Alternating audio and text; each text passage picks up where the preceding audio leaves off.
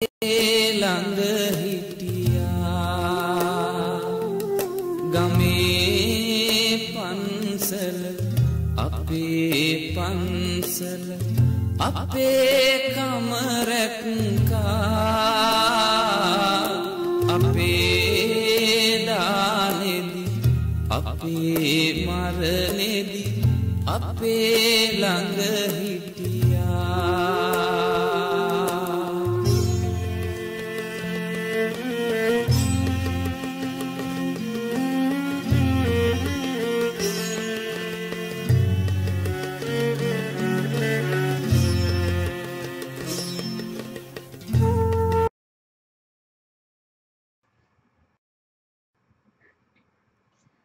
This is Dharmavijaya Buddhist Vihara in Los Angeles. We have been chanting Jataka parable since July 8. We will be continue until middle of October. Today our reader is Venerable Tambravani Kalyanwansa Mahathera. Also our sponsors are today David Caden, Anna Caden, and Daniel Caden. And I happen to know almost 40 years. We are very close friends and confidants. David also our legal advisor to our temple. They have been helping so many ways. Of course, Daniel, since even his birth time, I happen to know him also. He's also attorney. Father and son, both of them attorney. Both of them are helping our temple, particularly for me. That wonderful, good family. Thank you so much, Kaden family. You are sponsoring today. Our English reader is today Anshuman Haiman.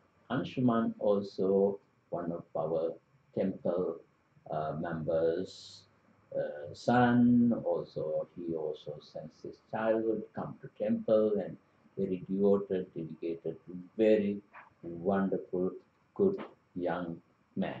He's our today reader. Thank you, all of you. Of course, as I already mentioned, this may have to mention behind this screen there are two people. One is Cynthia Sumarshu. She is the person translating, typing all of English versions.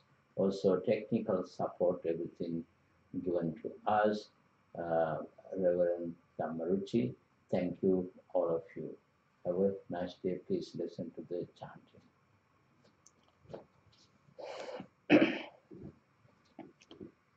හැමදිනාටම තෙරුවන් සරණයි. අද මා දේශනා කරන්න බලාපොරොත්තු වන ජාතක කතාව සාලිකේදාර ජාතකය. මෙම ජාතක කතාව බුදුරජාණන් වහන්සේ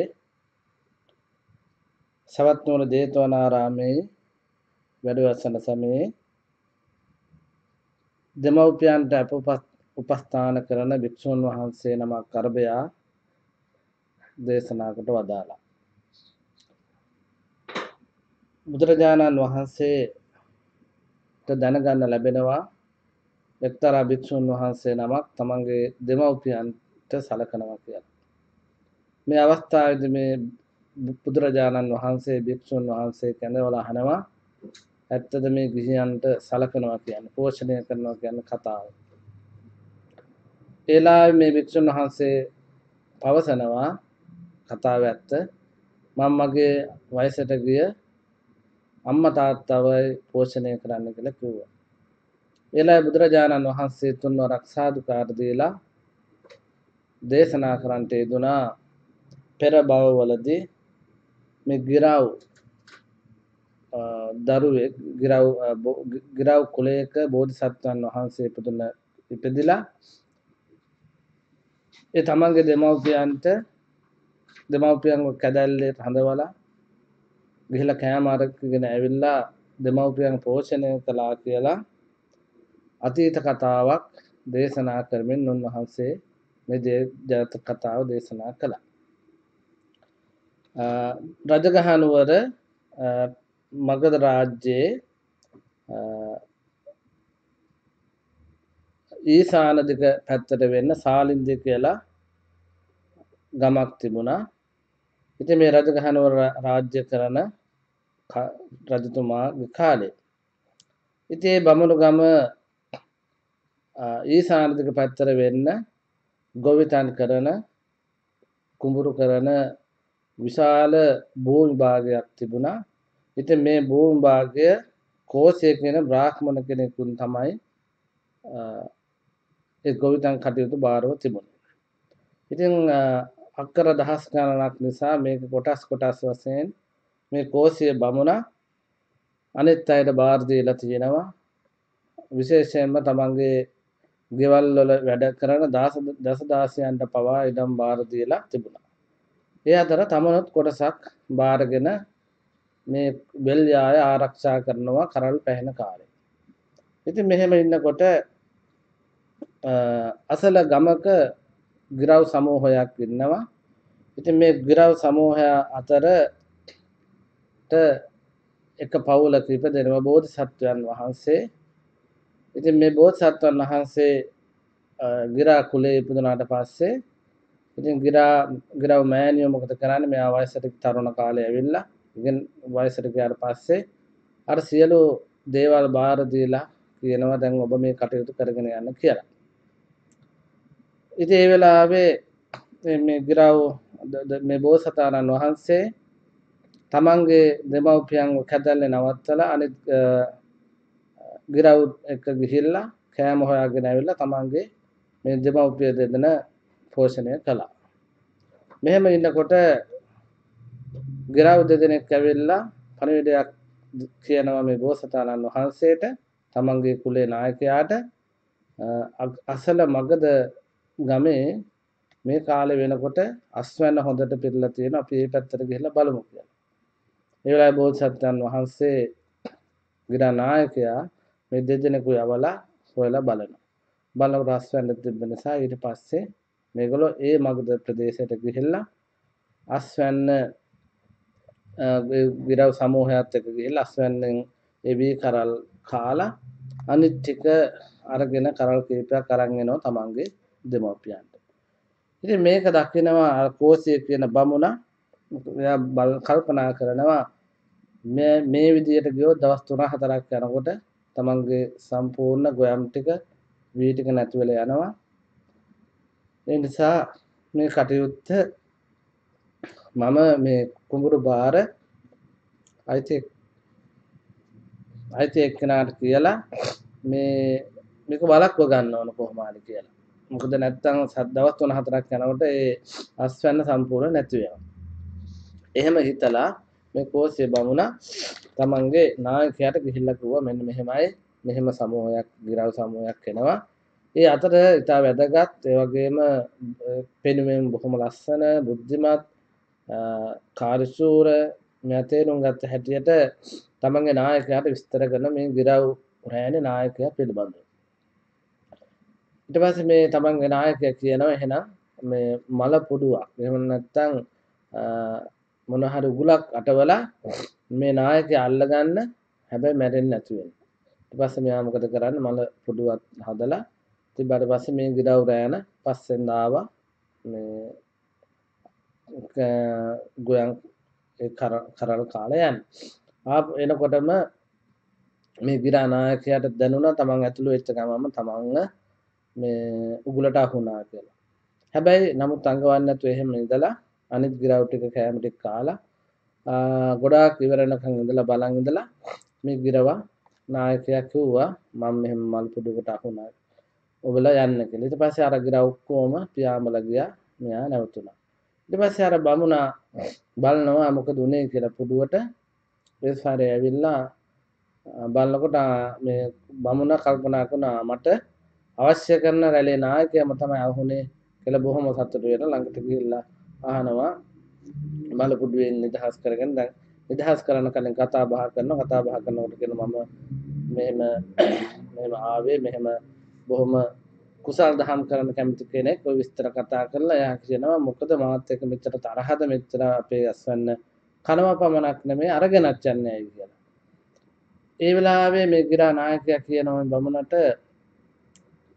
මම ඒ කෑම කාලා අරගෙන යන්නේ කරුණු තුනක් උඩ. එකක් තමයි ණය වෙන්නත්, අනිත් එක ණයකින් මිදෙන්නත්, අනිත් එක නිදානයක් තැම්පත් කරන්නත්. පාරමී බමුණ අහන මොකක්ද ඒ කතාව කියලා.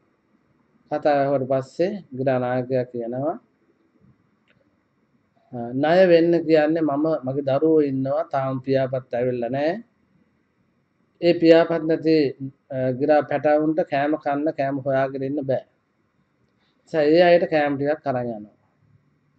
නිසා ඒ අය වයසට ආවට පස්සේ මට සලකනවා. තරුණ කාලේ ඇවිල්ලා මාව රැක බලා ගන්නේ. ඊළඟට ණය මිදෙන්න. ණය මිදෙන්න කියන්නේ මොකද්ද? මම මගේ අම්මා තාත්තා වයසයි. ඒ අයට පියාඹන්න බෑ. මට ඒ අයව රැක බලා ගන්න ඕන. ඒ නිසා මං ඒ අයටත් කෑම දෙන්නවා. නිදානයක් තැන්පත් කරනවා කියලා කිව්වේ මොකද්ද කියලා අහුවා. ඒක කිව්වා මේ තවත් මේ ගම්මානේ විශාල වශයෙන් පියාඹන්න බැරි වයසට ගිය දි รา වටපත් වෙච්ච දෙමව්පියෝ ඉන්නවා. ඒ ඇත්තන්ටත් දීලා මම කුසල් රැස් කරගන්න ඕන. ඒක අනුගාමික නිදානයක් තැන්පත් කරලා මගේ ඊළඟ භවයට මගේ යහපත පිණිස හේතු වෙනවා. අනේ ඒ වෙලාවේ මේ කෝසිය බමුණා බොහොම සතුටු වෙලා කියනවා මේ මනුස්ස ජීවිතය තුළවත් දකින්න පුළුවන් ගුණවත් නැනවත් වගේම සාරවත් සාරගර්භ ජීවිතයක් මේ ගිරව ගත කරනවා කියලා කල්පනා කරලා මෙයාට බාර දෙන විශාල කොටසක් කිසිම ප්‍රශ්නයක් නැතුව මින් ඉදිරියට බයක් සැකක් නැතුව ඕනම වෙලාවක ඇවිල්ලා මේ වී කරලා අරගෙන ගිහිල්ලා ඒ කෑම තමන්ගේ දෙමව්පියන්ට දරුවන්ට වයසක අයට කටයුතු කරන්න.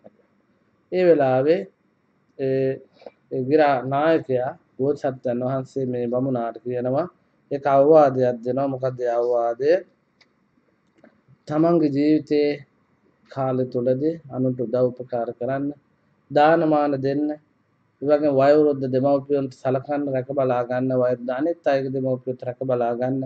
ඒක හරියම වැදගත් කටයුත්තක් වෙනවා කියලා ප්‍රකාශ කළා. ඊට පස්සේ මේ බෝධිසත්වයන්ගේ ධර්ම දේශනාවන් අහන්න කැමැත්තෙන් මේ කෝසිය බමුණා කියන හැම වෙලාවකම මේ පැත්තට ඇවිල්ලා අපිට බණ කියන්න කියලා මේ බෝධිසත්වයන්ට කිව්වා. කිව්වට පස්සේ මේ බෝධිසත්වයෝ Tamanට ලැබුණු විශාල භවභෝග සම්පත් මේ බමුණාගෙන් ලැබුණා. මේ ඔක්කොම අරගෙන තමන්ගේ දෙමව්පියෝ ඉන්න තැනටත් තමන්ගේ වගේම අනිකුත් ගිරාව පැටවුන් තැනටත් ගිහිල්ලා ගියා. ඒ ගියාම මේ දෙමව්පියන්ට හරි සතුටුයි මෙයා ආපහු ආපු එකට. ඒ වගේම ගිරවුන් පැටවුන්ටත් අනිත් ගිරවුන්ටත් හරි සතුටුයි. ආවට ඒගොල්ලෝ කෑ ගහලා පිළි අරගෙන කොහොමද බේරලා ආවේ කියලා සදා අහන්න ගත්තා.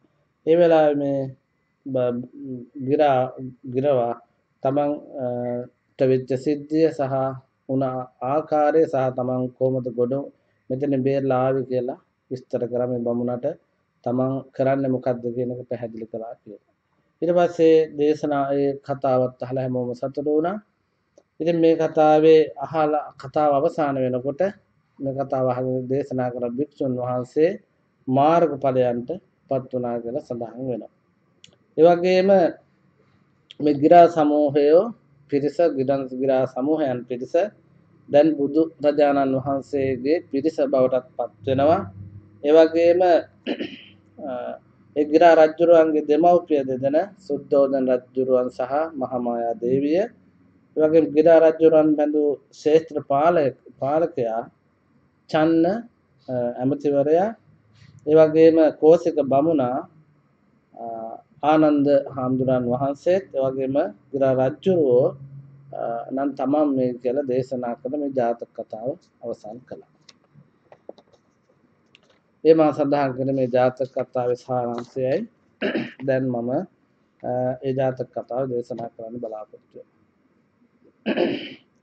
නමෝ තස්ස භගවතෝ අරහතෝ සම්මා සම්බුද්දස්ස.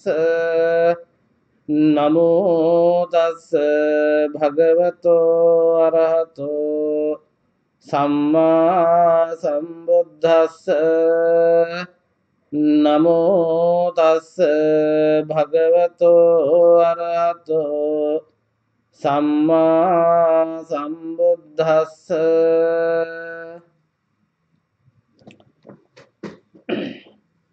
සංස්කාර විකාර ලක්ෂණ නිර්වාණ ප්‍රඥප්තිය යන පංච විධනෙය මණ්ඩලය ශ්‍රී හස්තයෙහි රේඛාසේ ආයතනයෙන් දක්නා වූ සමතස් නැති දාන්ත්‍රෝ බුදුරජාණන් වහන්සේ එක් සමයෙක් සැවත් නුවර ගොදුරු ගම් කොට දේතනම් රාජකුමාරයන්ගේ උයන්නේ අනේ පිඬු මහසිටුහු විසින් කරවා පිළිගන්වන ලද ජේතවනාරාමයෙහි වැඩවසන සේක් දෙමව්පියන්ට උපස්ථාන කරන්නා වූ භික්ෂු කෙනෙකුන් අරභයා මේ ශාලිකේදාර ජාතකය දේශනා කොට වදාළසේක. මෙහි පිළිවෙල කතාවස්තුව සාම ජාතකයෙහි න්‍යායෙන් දත යුතුයයි බුදු වනාහි දෙමව්පියන්ට උපස්ථාන කරන්නා වූ එක් භික්ෂු කෙනෙකුන් වහන්සේ සමීපයට කැඳවා මානෙනි ගිහින් පෝෂ්‍ය කරන්නේ සැබෑදැයි විචාරා වදාළසේක. සැබෑව ස්වාමීනි දන්නෝ කල්ලි තොපට කුමක් වේදැයි විචාළසේක. එකල්ලි භික්ෂූන් වහන්සේ විසින් ස්වාමීනි දෙමව්පිය දෙදෙනායි කී කල්හි බුදුතුන් විටක් සාදුකාරදී මාන පුරාතනයේ පණ්ඩිතවර උතිරිසන්නෝ ගිරායෝනියෙහි ඉපිද පවා ජරාවට පැමිණි දෙමව්පියන් කැදැල්ලේ වැදවා තුඩින් ගොදුරු ගෙනවිත් පෝෂ්‍ය කළේ වේදැයි වදාළා. ඒ භික්ෂූන් වහන්සේ විසින් ආරාධිත වූ බුදුරජාණන් වහන්සේ අෂ්ටාංග සමුපේත වූ කුරවේකනාද පවත්නා වූ සම්බ්‍රහ්මස්වර වේදුවා ප්‍රාංසු ප්‍රචජන්නා සත්රුවන් නිදානයක් ගෙනද පානාපරිත්තෙන් භවයෙන් පිළිසන්ව තිබූ ඉකුත්වත් කතාවගෙනර දක්වා වදාරනසේක්. මහණෙනි අටගිය දවස මගධ රට රජගානුවර මගධ නම් රජුරු කෙනෙකුන් රාජ්‍ය කරන කල්හි රජගානුවර ඊසාන කොන සාලින්දිය නම් ගමෙක් ඒ බමුණු ගම ඊසාන දිග මගධ ක්ෂේත්‍ර නම් වෙලක් විය. ඒ අට කියන ලද බමුණු ගම කෝසිය ගෝත්‍ර ඇති බ්‍රාහ්මණයාන කෙනෙකුන් ඒ වෙලින් දහසෙක් කිරි පමණ කෙතක් වෙන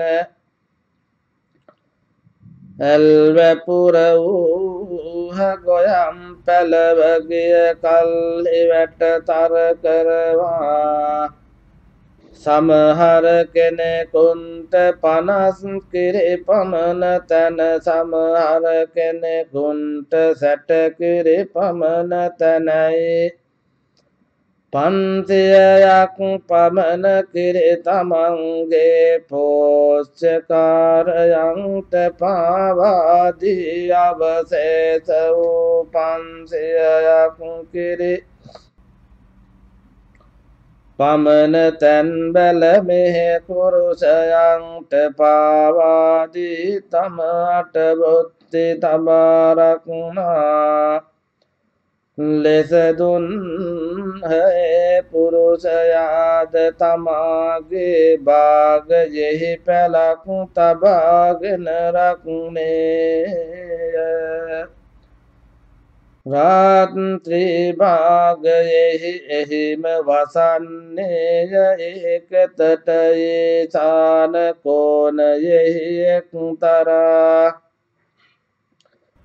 පාංසු පර්වතයෙක් ඉමත් වූ ඉඹුල් වනයෙක් නොයෙක් සියදහස් ගණන් ගිරව් සමූහයා වසන්නාහුය සමයෙහි පුරන ලද සමතිස් පෙරුම් ඇති දෙවන ලද පංච මහා පරිත්‍යාග ඇති ඥානාර්ථ චර්යාදී වූ ත්‍රිවිධ චර්යාවෙහි කළ පැමිණි මා බෝසතාණෝ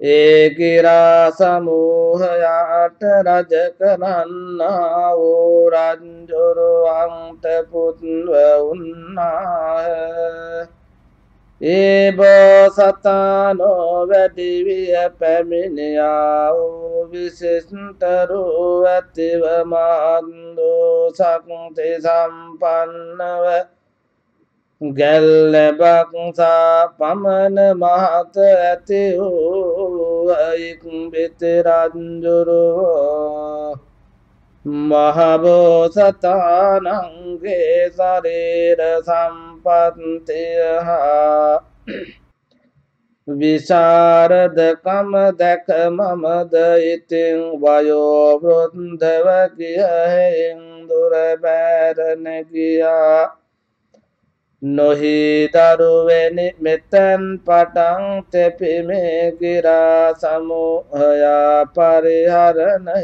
කරවයි බෝධිසත්වයන්ට රාජ්‍යය පාවා දුන්හ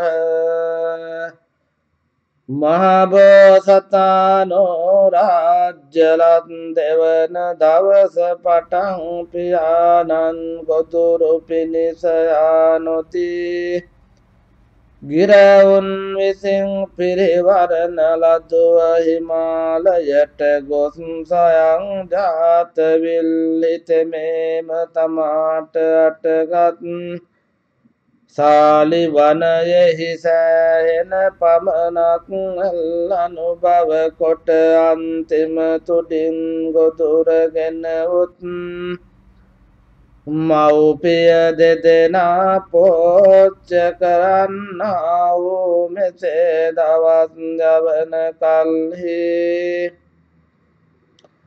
එක් දවසක් ගිරව් මහ බෝසතාණන් සමීපයට අවුදින් ස්වාමීනි මේ සමයට මගධ රට ශේෂ්ත්‍රයෙහි ඇල් පැසෙන්නේ යයි සිතා දැන්නෝහ එපවත් නසා බෝධිසත්වයෝ ඇල්මෙවකට කවර විචරදයි පරික්ෂා කොට එවයි ගිරවුන් දෙදෙනෙකු යැවූහ ඒ ගිරා පෝතකයෝ දෙදෙන මගධ ශේෂ්ත්‍රයට බස්නා වූ යට කියන ලද බැල මේ කරන්නා වූ පුරුෂයාගේ සේන්ත්‍ර භාගයට බැස ඇල්කා එක් ඇල් කරලක් කපාගෙන ඉඹුල් වනයට අවුදින් මහබෝසතාණන්ගේ ත්‍රිපාද මුල එලා ස්වාමීනි තෙල ඇල්කෙත පැසූ විවරදැයි විචාල බෝසතාණෝද පසු දවස් සමූහ වශයෙන් නොයෙක් සිය ගණන් ගිරවුන් පිරිවරා ගොස් මෙම ශේෂ්ත්‍ර භාගයටම ඇතුළු වන්නාහ බැල මේ පුරුෂද ඇල් කන්නා වූ ගිරවුන් දැක වල්කමී ඇතමැත දිව වලකන්නේ වලකා ගත නොනුයේය මෙසේ වූ වැලකියදීම ගිරව්වැල් අනුභව කොට සැසු ගිරව් සිස් මුඛයෙන් යන්නාවුය ගිරාරජ්ජුරුවෝ වනාහි ඇල් කරල් එකිනෙක කඩාගෙන බෝ ඇල් කරල්ලෙක් කොට තුඩින්ගෙන උත් දෙමව්පියන්ට දෙන්නා මෙසේ බෝධිසත්වයන්හා ගිරව්වෙම කෙතට බැස ඇල් අනුභව කරන්ට පටන්ගත් එක් බිතේ පුරුෂතෙම ඉඳින් ගිරව් මේ සැටියේ අප කී දවසක් කෑවූවී නම් කෙත් වතින් තිබෙන දෙයෙක් නැත එකල්හි බමුණානෝ නටු කඩවා මානය කරන්නාහ එසේ හෙයින් කල් නොයවා ගොස් කිව මැනවයි සිතා ඇල් කරල් අසරක් හා පමණ ශක්ති පමණින් අනෙකුත් කිසි උපකරණයක් අරගෙන ගොස් බමුණන් දැක වැඳලා එකත් පස්ව සිටි සඳ බමුණෝ කිමෙක්ද පින්වත් පුරුෂය පුරාතන කෙත්වත් පැසී ගියේ වේදැයි විචාලා එපවත් නසා ඒ පුරුෂතම කෞසික ගෝත්‍රයෙහි උපන් බමුණාණන් වහන්සේ ඇල්කෙක්ත පැසී ගිය තෙල නුඹ වහන්සේට පෑ කරල් අසරෙන් දැන් වදාළ මැනව එතකොද උවත් දැන් තුන් දවසක් පටන්ගෙන නොයෙක් සියදහස් ගණන් ගිරව් කුඹුරු නොපෙනෙන සේවසාගෙන ගිය අතින් කන්ට පටන්ගත් නොයෙක් පරිද්දෙන් උත්සාහ කරන්නේ මුදු වලකා ගත නොයි ඒ බව නුඹ වහන්සේට කියන්ට ආමේ කියා නැවත කියන්නේ ස්වාමීනි සමූහයා අතුරෙන් එක් ගිරවෙක් සර්ව ප්‍රකාරයෙන් නිතා සෝභමාන වූ ශරීර වර්ණ ඇත්තේය පබලු දළුවක් බඳු මනා වූ තුඩකින් හා මනාව වටවන් ජුවල සින්දලක් සාරසයෙන් නගාගත්තාක් බඳු පායුග දෙකකින්ද මොනරත් බඳෝගේ වයට කළ රන්රේකා තුනකින්ද දෙව්දුන්නක් බඳු අනෙක් වර්ණයෙන් නිතාරිසෙන්නා වූ පැඳ ගොල්ලකින් දැයි මෙසේ සව්වගින් ඔබනා වූ සදස් මොනරකු හා පමණ මහත ඇති ගිරවෙක් දාවල් දෙවරුවල් කරල්කායන කළ කරල් මිටියක් කපාගෙන යැයි ඔව්වේ ගිරවුන්ට රජුවනැයි සිතමි කිවූය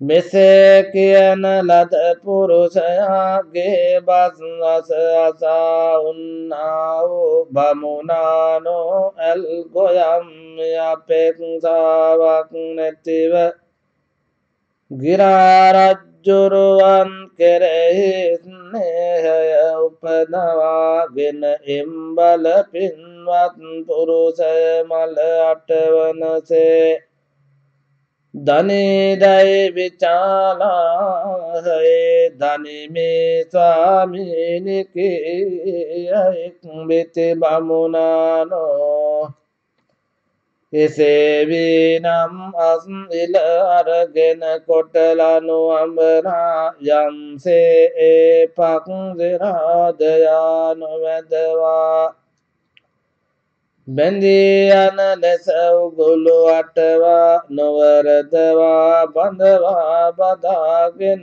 වැලිත් ජීවිතය නොනසාමගෙනවයි කීහය බත්නැසු සේන්ද්‍රපාල තෙම ඇල් නටු කඩවා මානය නොකළ බව යහපතයි සතුටුව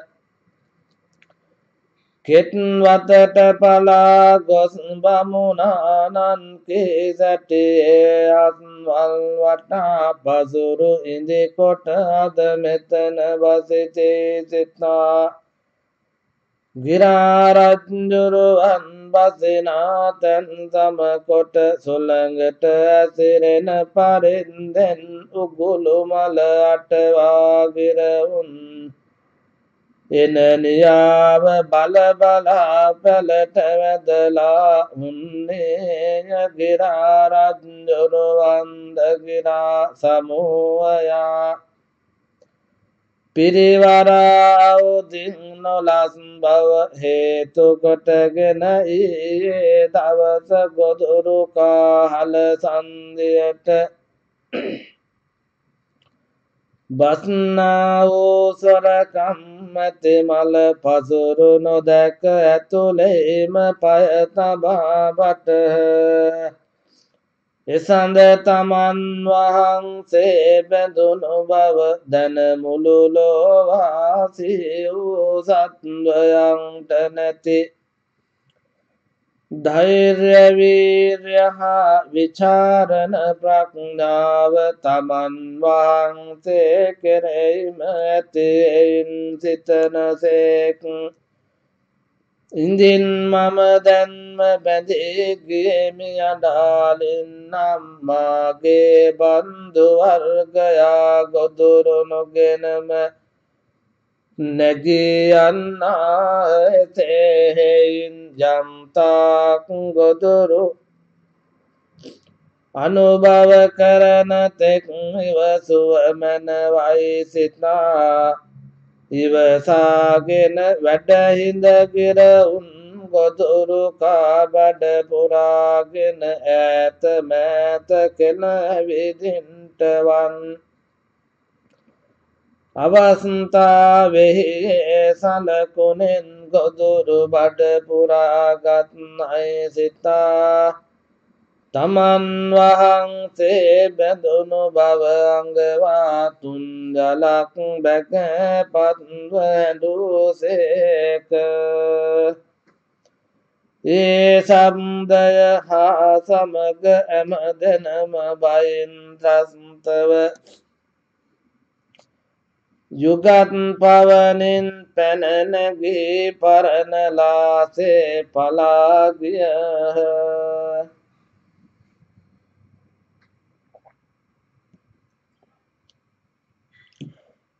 ඉපවත් දුටු රජ්ජුරුවන් වහන්සේ මෙතෙක් මාගේ නෑයින් මා කෙරෙහි දයාවට කරකැවී බැලූ එකද කෙනෙක් නැත හැම දෙනම සුවසේ ඇල්ලනු බව කොට සිහිල් පැන්බී ගියාහ මම හුදකලාව මලෙයි බැඳිනිමි යනේ අපි පෙර ජාතියෙහි කෙසේ අකුසල් කෙලෙම් දෝහොයි අතීත කාල වෘත්ති වූ කර්ම ප්‍රත්‍යවේක්ෂා කොට හැඬු පැලේ උන්නා වූ ශේත්‍රපාලද ගිරා රජ වූ බැඳි ඇඬූ අඬද ගිරවුන් යෝව ආකාශයට පැන නැගි හඬද අසා කුමකින් කුමක්දෝයි පැලෙන් බැස උගුළු පලට ගොස් බැඳී ගියා වූ ගිරා රජ්ජුරුවන් දැක යම් මේ ගිරා කෙනෙකුන් උදෙසා මලට වීම්ද වූම නොවැරදීම බැඳී ගියාහු යයි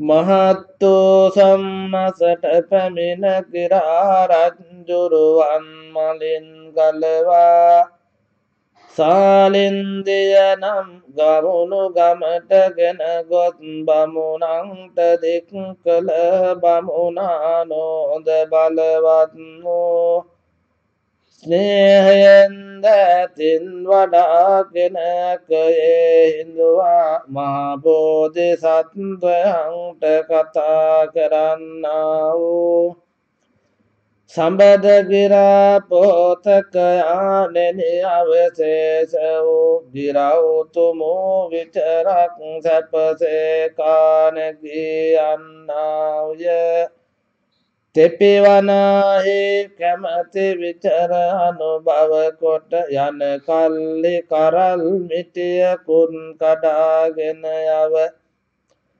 සෙස්සන්ගේ බඩ විචරට තොපගේ බඩ මහතයි සිත මියසෙයින් යන්නාවෝ තෙපිමා කෙරේ වෛරයෙන් කන්නා කාපියා නොකන්නා කඩාපාලු කෙරෙමිගෙන යවුද නැතගෙන ගොස් පුරන්නා වූ ඉඹුල් වනයෙහි වැසි සාර මස රැකී යන පිණිස කොටු ගුලක් පුරන්දැයි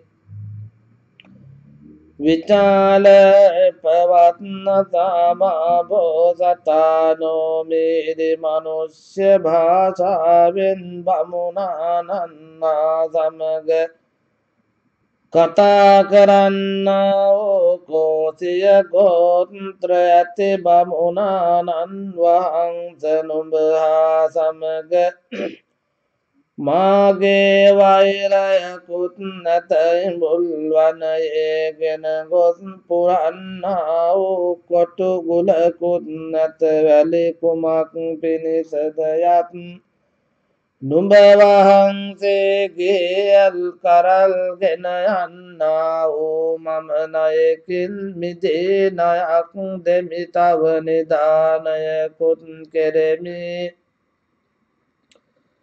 ප්‍රශ්න කොට වදාළසේක මෙසේ මහබෝසතාණන් තියුණු නුවණින් වදාරන ලද වචනයෙහි කුතුහල වූ සිත් ඇති බ්‍රාහ්මණයානෝ සම්බද නුඹ වහන්සේගේ ණයදීමය ණයෙන් ගැලවීමය නිදාන කිරීමයයි යන තුන පැනයට අපට විසඳා කිවහොත් පාශබන්ධනයෙන් ගැලවෙන සේක් වේදයි මෙසේ බමුණානන් විසින් විචාරණ ලන්දා වූ මහබෝසතානෝ ප්‍රශ්න විසර්ජනය කොට වදාරන සේක් බමුණාණන් වහන්ස තව පියාපත් නට නොගත්තා වූ මාගේ බාල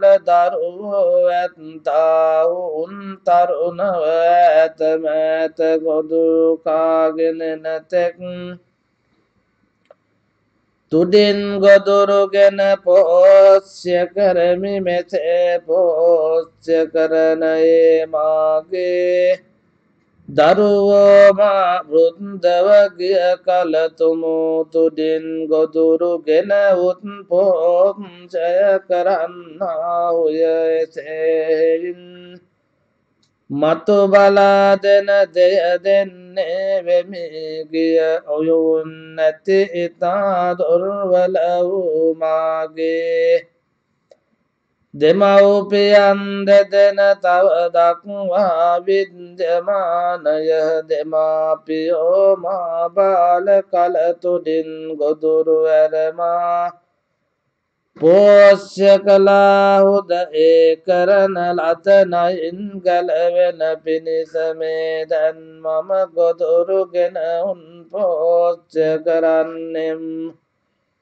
නයින් ගැලවෙන්නා නම් වෙමේ තවද බමුණාණෙනි ඒ උඹුල් වනයෙහි වෘන්දව වගුල් පියාපත් නැති සයින් දුර්වල වූ ඈත මෑත ගොත් ගොදුරු කෑ නොඑන මාළු ගිරව් ඇත උන්ට එන දවස් සසර වසන්නා වූ ඉෂ්ට විපාකය තකා කුසල් පිණිස දෙන්නෙම් නිදාන කරන්නා නම් වෙමි හේදවලිත් අනුගාමික නිදානයයි පුරාතනයෙහි බුද්ධාදී සත්පුරුෂයන්ගේ බසයයි මේ ප්‍රශ්න තුන විසඳා වදාළසේක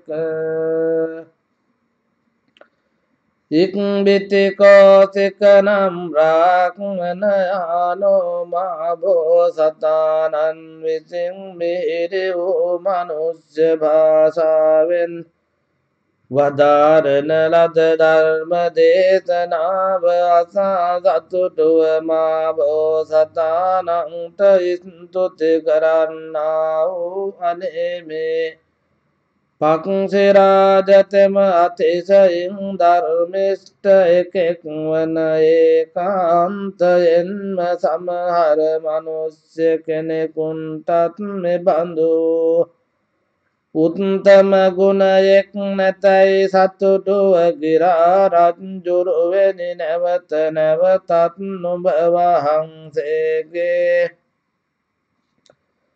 දර්ශනය අපට ඉතා ප්‍රියය මෙතැන් පටන් නුඹ වහන්සේගේ බන්දු වර්ගයා සමග කැමැති පරිද්දෙන් සංකාරහිතව එල්ලනුභව කළ මැනව දහසක් කිරින් මා බෝසතාණන්ට පූජා කොට පසුවත් නුඹ වහන්සේ දක්නා අභිප්‍රාය ඇත්තෙමි අතරතුරෙහි අවුදින්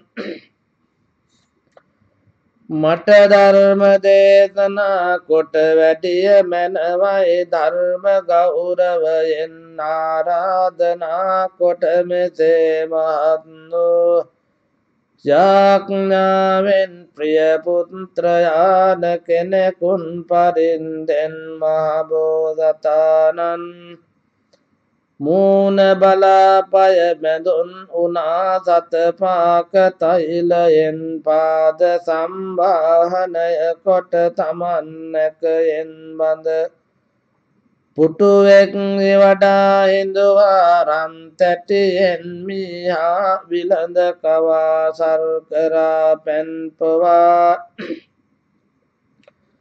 මහත් වූ ආදරයෙන් බලා උන්න ඉක්බිති මහ බෝසතාණෝ බමුණාණෙනි තොපගේ භවනයට පැමිණියා වූ මම තොප සමීපයෙන් කෑම පිම් විඳිනාසුන් මහත් වූ ආදර සම්භාවනා යනාදී නොයෙක් දෙහි සිත අලවා විසීමි. මෙසේ සමීපයෙන් උපකාර ලද්දා වූ මම තොපට අයිලෞකික සැපය පිණිස අවවාදයක් කෙරෙමියේ සිත එළවා අසවයි. කන්යොමු කරවා බමුණානෙනි තොපගේ අනුවචර වූ පුරුෂයන්ට පොහොනා පමණම මෙහෙයොදා කර්මාන්ත හැරගන්නා බව මුත් වද බන්ධනයක් නොකට හැක්ක. තවද තොප කරා පැමිණි දුකේ මගේ යාචකයන්ට අදහස් දැන දන් දෙව. තවද වෘද්ධ වූ දෙමාපියන්ට කලමනා අත්පා මේ ප්‍රමාද නොව පෝෂ්‍ය කරව යනාදීන් ධර්ම දේශනා කොට වදාළසේක.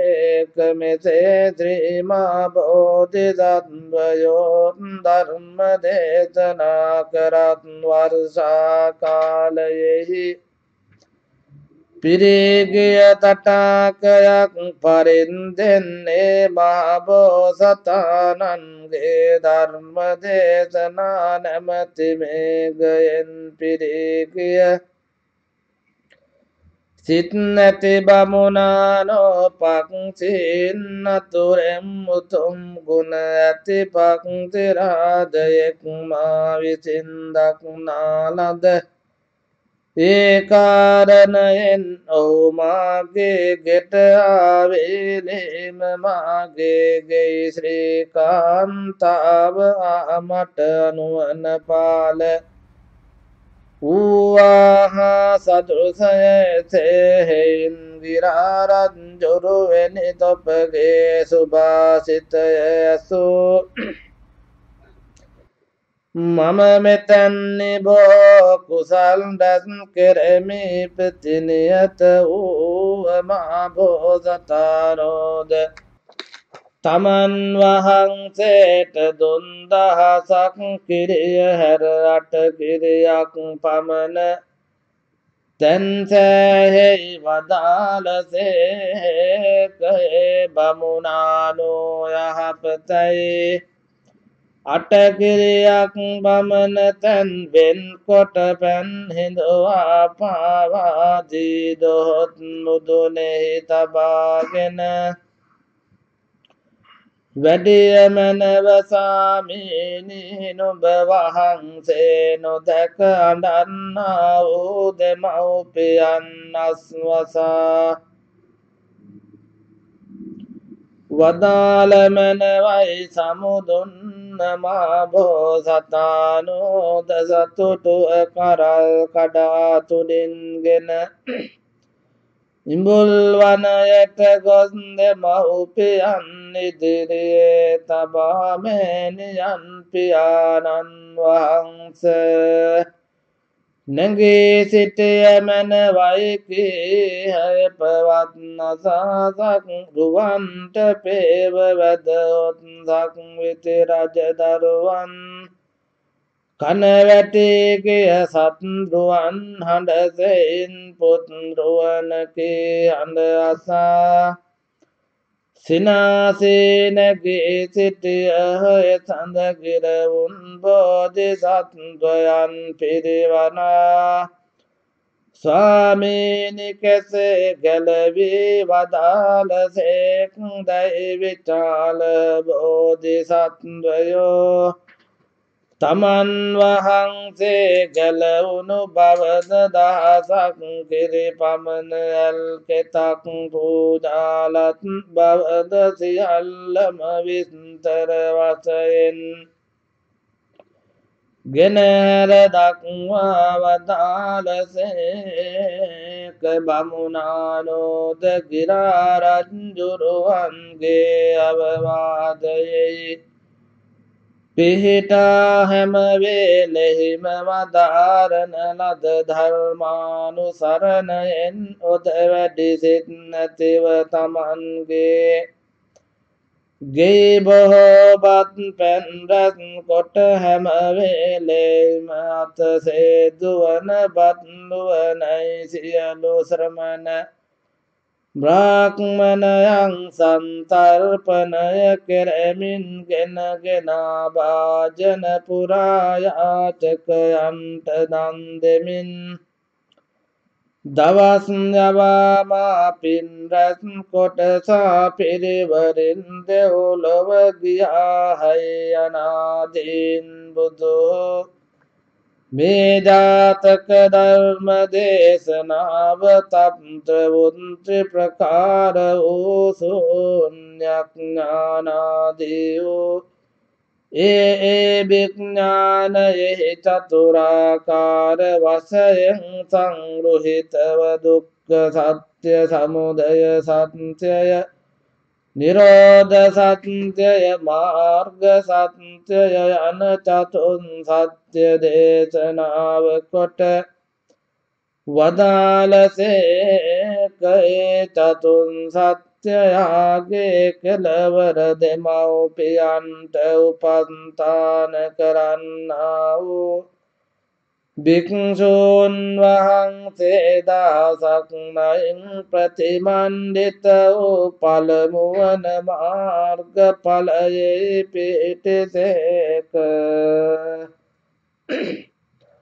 තවද ධර්ම දේශනාවට සම්ප්‍රාප්ත වූ පිරිසටද මහත් වැඩවිය මහණෙනි එකල්ලි ගිරා සමූහයෝ දැන් බුදු පිරිසය එසමයෙහි ගිරා රජ්ජුරුවන්ගේ දෙමව්පිය දෙදෙන නම් දැන් සුන්දෝදන රජ්ජුරුවන් හා මහාමායා දේවී යයි යන දෙදෙනය ගිරා රජ්ජුරුවන් බැඳූ ශේස්ත්‍රපාලයානම් දැන් චන්න නම් අමාත්‍යය දහසක් කෙරෙන් පූජා කළ කෝසික බ්‍රාහ්මණයෝ නම් මාගේ මේ ශාසනයෙහි පස් පරින්දකින් අගතන්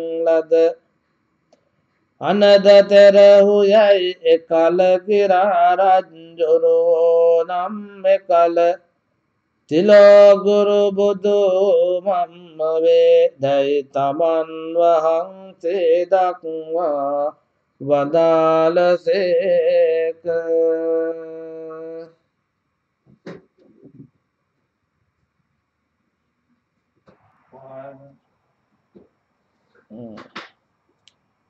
This was a story the master told him while dwelling at Jetavana about a brother who supported his mother. The master sent for this brother and asked him, "Is what I hear true, brother, that you support lay folks?" "It is true, sir." "Who are they?" "My mother and my father, sir." Said the master, "Well done, brother. Wise men of old, even when embodied as the lower animals, having been born even as parents, when their parents grew old, laid in a nest and fed them with food which they brought in their own beaks." So saying, he told a story of the past. Once upon a time, a king named King Mahaganda reigned in Rajagada. At that time, there stood a Brahmin village named Salindya towards the northeast as you go out of the city. In this northeastern district was property to the Mahagada. There was a Brahmin who lived in Salindya whose name was Kosingota, and he held an estate of 1,000 acres where he grew rice. When the crop was standing, he made a stout fence and put the land in charge to his own men, to one 50 acres, to another 60, and so he distributed among them some 500 acres of his estate. The other 500 he delivered to a hired man for wage, and the man made a hut and dwelt there day and night. Now to the northeast of this estate was a certain great wood of silk cotton trees, growing upon the flat top of a hill, and in this wood lived a great number of parrots. At the time that Bodhisattva was born among his flock of parrots, as the son of King of Parrots, he grew handsome and strong. Big his body was the nave, the cartwheel. His father now grew old and said to him, I will, I am no, I am able no longer to far afield. Do you take care of this flock? And committed the lordship of it to his son. From the next day onwards, he refused to permit his parents to go foraging, but with the whole flock he flew to the Himalayan hills. After filling his clumps of rice that grew wild there, he brought food sufficient for his mother and father and fed them with it. One day the parrots asked him a question. Formerly, they said, the rice was ripe by this time on the Magahanda farm. Is it not grown now or not? Go and see, he replied, and then sent two parrots to go find out. The parrots departed, alighted in the Magahanda fields, in part which was guarded by the hired man. Rice they ate, and one head of rice they took back to their wood, and dropped it before the great being's feet, saying, Rice, such is the rice which grows here. He went next day to the farm, with all of his flock. The man ran this way and that, trying to drive off birds, but could not. The rest of the parrots ate and departed with empty beaks, but the parrot king gathered and took a quantity of rice and brought it back to his parents. Next day the parrots ate the rice there again, and so afterwards. Then the man began to think, if these creatures are going on eating for another few days, there will be nothing left. The Brahmin will have put a price on the rice and find me. I will go tell him. Taking a handful of rice and a gift with it, he went to see the Brahmin, greeted him, and stood on one side. Well, my good man, said the master, is there a good crop of rice? Yes, Brahmin, there is, he replied, and repeated the two stanzas. The crop of rice is very nice, but I would have you know, these parrots are devouring it, and I cannot make them go. There is one bird of all the herd, the finest, who feeds first, then takes a bundle in its beak to meet its future needs. When the Brahmin heard this, he conceived an affection for the parrot king. My man, he asked, do you know how to set a snare? Yes, I know. The master then addressed him in this stanza. Then set a snare of horsehair that may be captured, and see thou take the bird alive and bring him to me. The farm watchman was much pleased that no price had been put upon the rice, and no debts spoken of. He went and made a snare of horsehair. Then he found out they were likely to descend that day, and spying out the place where the parrot king alighted. Next day, very early in the morning, he made a cage around the size of a water pot, and set the snare, and waited. The parrot king came amidst all of his flock, and he being by no means greedy, came down in the same place yesterday, with his foot right in the noose.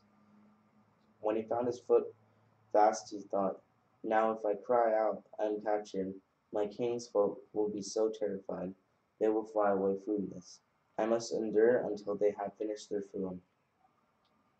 When at last he perceived that they had taken their fill, being in fear of his life, he thrice cried the cry of the captured. All the birds flew off. Then the king of the parrots said, "All these my kith and my kin, not one to look back to me. What sin have I done?" And upbraiding them, he uttered a stanza. They ate, they drank, and now they hasten away every one. I only caught within a snare. What evil have I done? The watchman heard of the parrot king, and the sound of the other parrots flying through the air. What is that? He wondered. He left his hut, and went to the place he set the snare, and there he saw the king of the parrots. The very bird I set the snare for is caught, he cried, in high delight. He took the parrot out of the snare, tied both his feet together, and making his way to the SALIKEDARA village, and he delivered the bird to the Brahmin. The Brahmin, in his strong affection for the great being, caught hold of him tight in both hands, and seating him on his hip, bespoke him in these two stanzas. The bellies of all others are outbellied far by you. First a full meal, then you fly off with a good beakful too. Have you a granary there to fill, or do you hate me sore? I ask you, tell me true, where do you put your store? On hearing this, the Bear King answered, repeating in a human voice, as sweet as honey in the stanza, I hate thee not, O Kosia. No granary do I own. Once in wood I pay a debt, and also grant a loan. And there I store a treasury up, so my answer known. The Brahmin asked him, what is that loan which you grant? What is the debt you pay? Tell me the treasure you store up, and then fly free away. To this request of the Brahmin, the parrot king made a reply, explaining his intent in 4 stanzas. My challow chicks, my tender blood, whose wings still have grown, who shall support me by and by, to them I grant the loan. Then my old ancient parents, who far from youth's bounds are set, with that within my beak I bring, to them I pay my debt. And the other birds of helpless wing, and to the weak full many more, to those I give in charity, these sages call my store. This is that loan which I can grant, this is the debt I pay, and this is the treasure I store up. Now I said my say. The Brahmin was pleased when he heard the pious discourse from the great being, and repeated 2 stanzas. What noble principles of life! How blessed is this bird! From many men who live on earth, such rules are never heard. Eat, eat your fill as you will, with all your kindred too. And parrot, let us meet again, I love the sight of you. With these words he looked upon the great being with a soft heart, as he thought it were his son, and loosing the bounds from his feet, he rubbed them with oil 100 times refined, and seated him on a seat of honor, and gave him sweetened corn upon a golden dish, and gave him sugar water to drink. After this, the king of parrots warned the Brahmin to be careful, reciting this stanza. O Kosia, within thy dwelling here, I had both food and drink and a friendship dear. Give thou to those whose burden is laid down. Support thy fair parents when they are old they grown. The Brahmin then, delighted in heart, uttered his ecstasy in this stanza. Surely luck's goddess came herself today. When I set my eyes upon this peerless bird, I will do kindly deeds and never stay, now that parrot's sweet voice I've heard. But the great being refused to accept the 1,000 acres which the Brahmin offered him, but only took 8 acres. The Brahmin set up boundary stones and made over his property to him, and then raising his hands in reverence, he said, Go in peace, my lord, and console your weeping parents. and then let him go. Much pleased, he took a head of rice, carried it to his parents, and dropped it before them, saying, "Arise, my dear parents." They arose at his words with tear-stricken faces. Then the flocks of parents came together, asking, "How did you free my lord?" They told him the whole story from beginning to end. And Hosea followed the advice of king of parents and distributed many alms to righteous men and ascetics and Brahmins. The last stanza was repeated by the master, explaining this. This Hosea with joy and great delight, common plentiful made food and drink. With food and drink he satisfied all right. Brahmin and holy men, himself all good. When the master had ended this discourse, he said, "Thus, brethren, to support one's affairs is the traditional way of the wise and good." Then, he having declared the truths, he identified the birth, not the conclusions of the truth, and that brother became established in the fruit of the first path. And that time the Buddha's followers were a flock of parrots. The two of the king's family were the mother, Channa was the watchman, Ananda the Brahmin, and I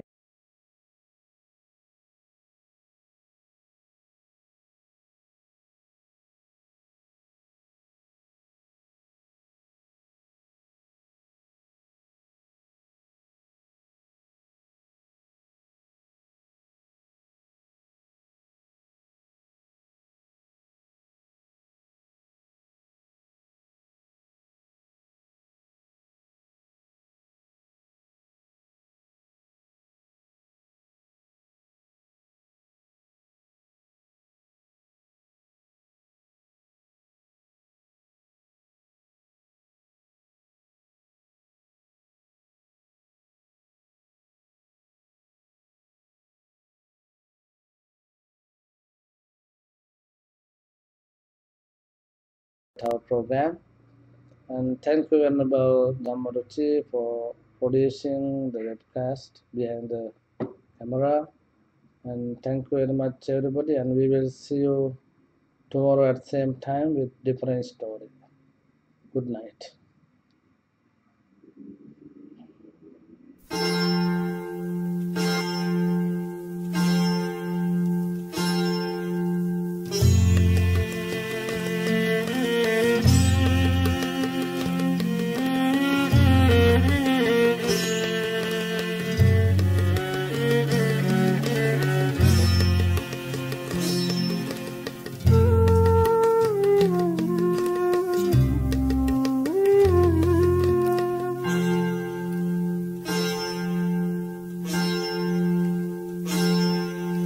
ගමේ පන්සල අපේ පන්සල අපේ කමරක්කා අපේ දානෙදි අපේ මරණෙදි අපේ ළඟ හිටියා ගමේ පන්සල අපේ පන්සල අපේ කමරක්කා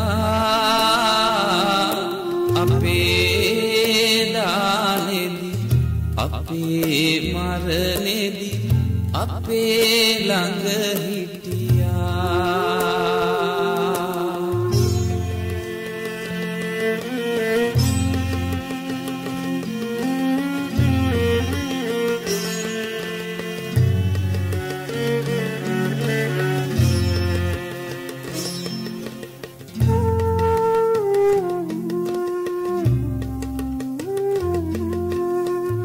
අපේ ගම්වල අපේ දරුවන් සසුන්ගත කරවා